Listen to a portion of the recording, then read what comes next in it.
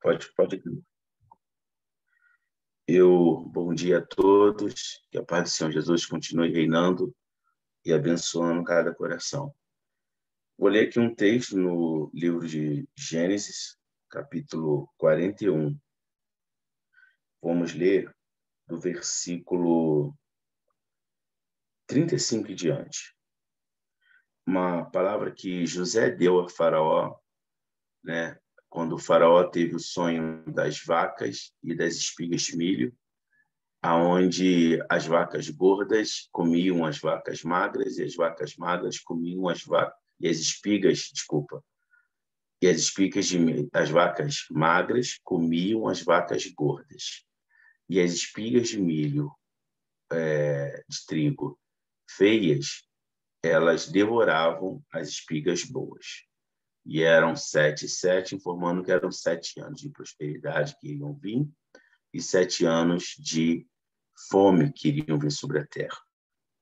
Quando o Faraó, então, conta esse sonho para José, Deus ele se lembra de José. José é tirado da prisão, é colocado diante de Faraó, e Faraó conta esse sonho. José dá um conselho a Faraó. E o conselho que José dá a Faraó é esse aqui, que é Gênesis 41, versículo 35. Ajuntem todo o mantimento dos bons anos que vêm e amontoem trigo debaixo da autoridade de Faraó para mantimento nas cidades e os guardem. Será o mantimento para provimento da terra, para os 7 anos de fome que haverá na terra do Egito, para que a terra não pereça de fome. E Faraó achou aquele plano interessante e, por causa disso, ele colocou José responsável por todo esse projeto, superintendentes, oficiais que juntavam os mantimentos nos 7 anos de fartura, e após os 7 anos de fartura, Deus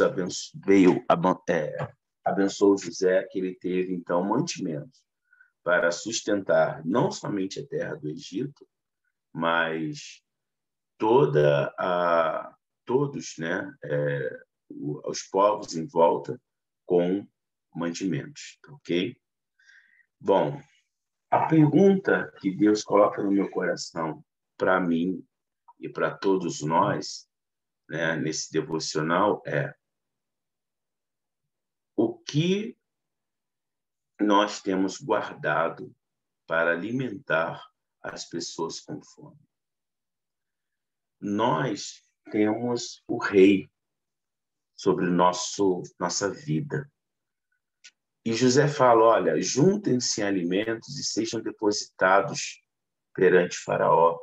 Ajuntem-se todos os mantimentos dos bons anos e venham e amontoem trigo debaixo da autoridade de Faraó. Quais são os mantimentos que você tem guardado, que você tem juntado debaixo da autoridade de Deus para a sua vida? É importante nós termos essa noção, porque a Bíblia diz que nós somos produtores de alimento. Jesus, ele nos compara com árvores e com árvores frutíferas. E a Bíblia diz também que, em vários textos, que nós podemos produzir fruto, que é o fruto do Espírito Santo, está lá em Gálatas 5:22, amor, união, temperança, paz, longanimidade, mansidão, domínio próprio, são 9 ao total. Então, toda vez que a Bíblia fala de dar fruto no singular, ela está falando do fruto do Espírito Santo.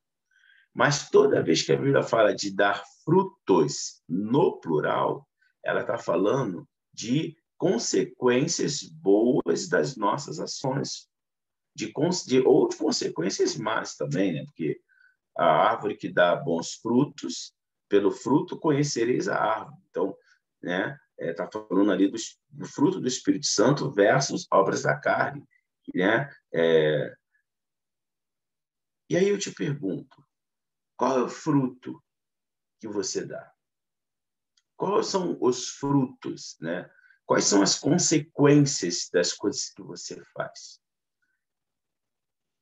Então, nós podemos dar tanto o fruto do Espírito Santo, a Bíblia mostra isso, como podemos dar para as pessoas as boas consequências das nossas ações. Porque, como árvore, a promessa que temos é a promessa de Salmos, capítulo 1.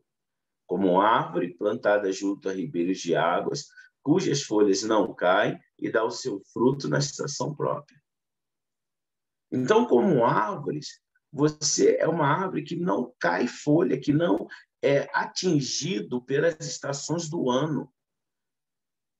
Toda folha cai, mas a árvore plantada junto a ribeiros de águas, não. Ela não é influenciada pelas estações, porque ela tem um alimento contínuo. E o ribeiro de águas é o próprio Jesus, é a fonte de água viva. Então, a sua vida tem revelado frutos e fruto. Lembrando, quando eu falo fruto, no plural, no singular, estou me referindo ao fruto do Espírito Santo. Né? É bom lermos para termos uma noção real do que estamos assim ministrando. Abra comigo, Gálatas, capítulo 5, versículo 22. Você pode também anotar e abrir depois, tá bom? Eu vou abrir aqui. Um momentinho só, Gálatas 5, 18. Então, quando a Bíblia fala vá e deixe fruto, ou fala fruto no singular, ele está dizendo sobre os frutos do Espírito Santo. Que diz o seguinte: o fruto do Espírito, porém, é amor, alegria, paz, longanimidade, benignidade, bondade, fidelidade, mansidão, domínio próprio. Contra essas coisas não há lei. E quando fala de frutos, no plural, está falando das consequências dos seus atos, das consequências das suas ações. Se forem boas ações, trarão boas consequências. E se forem más ações, trarão más consequências. O importante é que nós temos que colocar tudo isso depositado debaixo da autoridade de Deus. E às vezes a gente quer fazer coisas fora dessa autoridade, ou ajustar essa autoridade às circunstâncias, ou ajustar essa autoridade, ajustar essa vontade de servir a Deus àquilo que nós imaginamos ser o correto, ou aquilo que nós estamos dispostos a fazer diante de Deus. E existe uma coisa que devemos gravar: princípios de Deus são inegociáveis. Deus não negocia os seus princípios com ninguém. Então, a quebra de princípios divinos traz frutos ruins, e nós estamos juntando frutos ruins para os povos, porque as pessoas que estão ao nosso redor, elas vão ser influenciadas pela ação de Deus em nós, como diz Paulo na sua carta a Timóteo: procura apresentar-te a Deus aprovado. Tu, pois, meu filho, tem cuidado de ti mesmo, porque fazendo isso, salvarás tanto a ti quanto os que te ouvem. Quando nós nos colocamos à disposição de Deus para obedecê-lo, tem que ser a obediência da maneira que Deus quer que seja. Eu não posso fazer algo ou ter uma vida com Deus seguindo o meu coração, seguindo o medo, seguindo a minha vontade. É incompatível. Então, quando eu faço isso, eu estou juntando alimentos ruins e servindo alimentos ruins.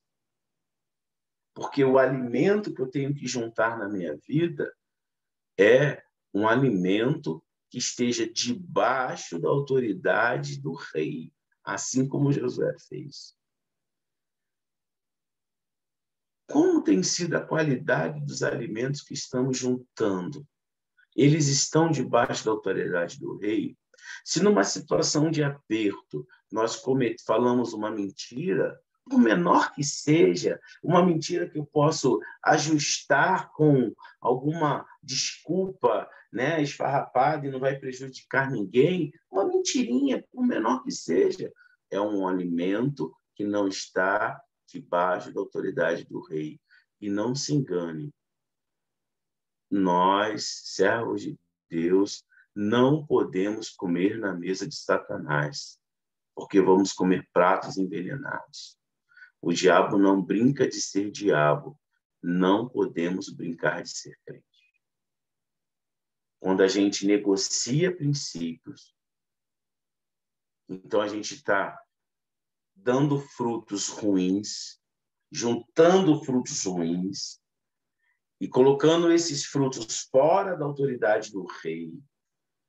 Quando vier o tempo de fome, não teremos alimentos, nem para nós e nem para aqueles que nos cercam. E aí eu quero te dar um alerta. Hoje a palavra é de alerta. Sempre haverá tempo de abundância e tempo de escassez, porque a vida é cíclica. Ela gira sempre, em todas as áreas da vida. Haverá o tempo. Por isso que a Bíblia ela não engana, ela não mente. Há tempo da vida e há tempo da morte. Há tempo de chegar e há tempo de partir. Há tempo de abraçar e há tempo de deixar de abraçar. Sempre haverá o tempo bom e o tempo ruim. O tempo bom é para ser vivido, é para ser curtido, mas você tem que guardar os frutos nos tempos bons, guardar a sua vida debaixo da autoridade de Deus, para que quando chegue o tempo ruim, você tenha alimentos, sejam eles emocionais, sejam eles financeiros, sejam eles familiares, sejam alimentos de valores, seja de experiências, como Jó fez, quero trazer a memória que me dá esperança. O que você acha que sustentou Jó em todo aquele período? De onde Jó tirou forças e fé para passar por aquele período de escassez, por aquele período ruim? Não tinha Bíblia para ele ler, não tinha pastor para ele conversar, fazer gabinete, psicólogo para ele bater um papo e tratar a sua alma. Pelo contrário, Jó estava sendo apertado num tempo ruim e o que chegou para ele foram amigos maus, amigos cruéis que botavam o dedo na cara dele e ainda o acusavam de coisas que ele não fazia. Sabe de onde Jó tirou a força? Da memória do que lhe trazia esperança, dos frutos bons que ele colocou diante de Deus. Jó tirou forças do tempo das coisas boas que ele fez diante de Deus, e ele sabia que aquilo ali produziria bons frutos. Então ele falou: quero trazer à memória aquilo que me dá esperança, como árvore cortada e derrubada, lançada na terra, mas que volta a florescer. A fé de Jó era baseada no plantio e na colheita que ele fez durante a sua própria vida. A sua história com Deus, querido, os momentos que Deus te livrou, os momentos que Deus fez. Irmãos, a Bíblia é linda, ela é maravilhosa, ela é completa, mas a Bíblia, querido, ela é um livro de prática, e você deve entender que a sua vida é a Bíblia que o mundo lê. A sua história é a Bíblia que o mundo lê. Nós somos a carta de Deus para este mundo. E quais são os frutos que eu e você temos colocado diante do Rei para podermos alimentar os povos famintos? A gente muito carente de muita coisa. E nós somos os responsáveis por levar esse alimento.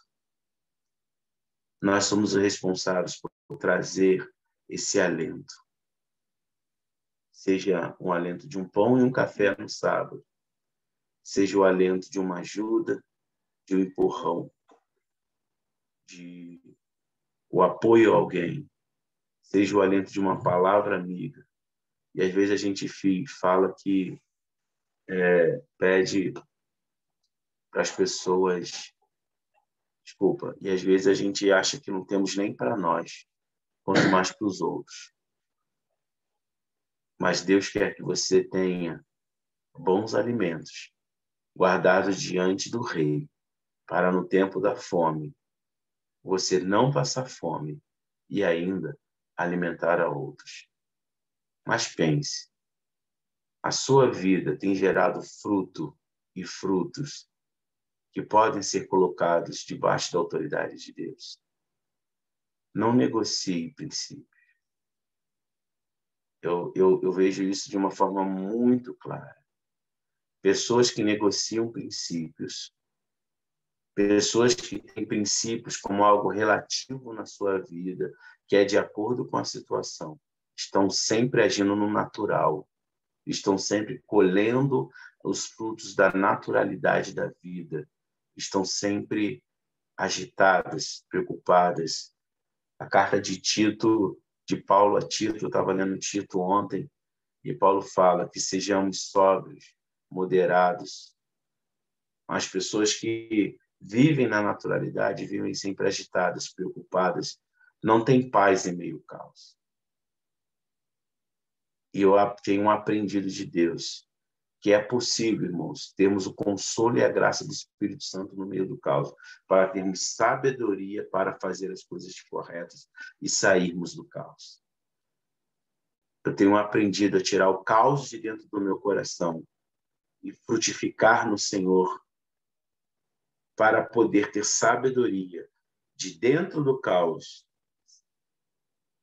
ser usado por Deus para tirar o caos do redor de mim e das pessoas que estão comigo.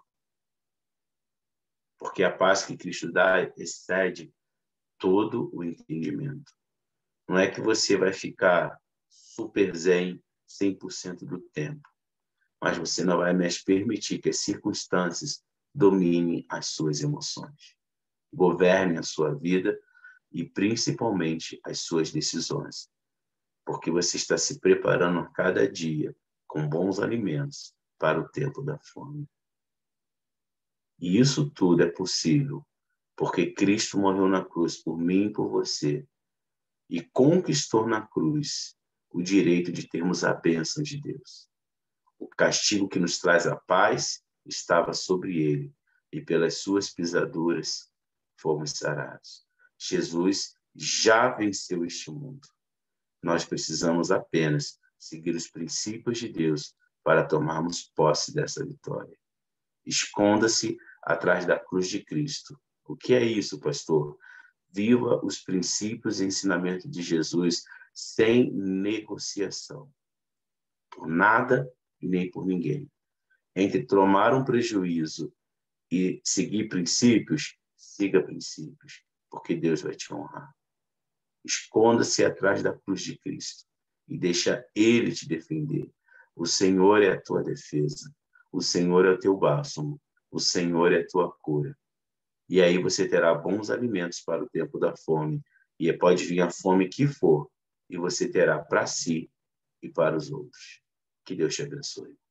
Fique na paz, fique com Deus, fique com Jesus.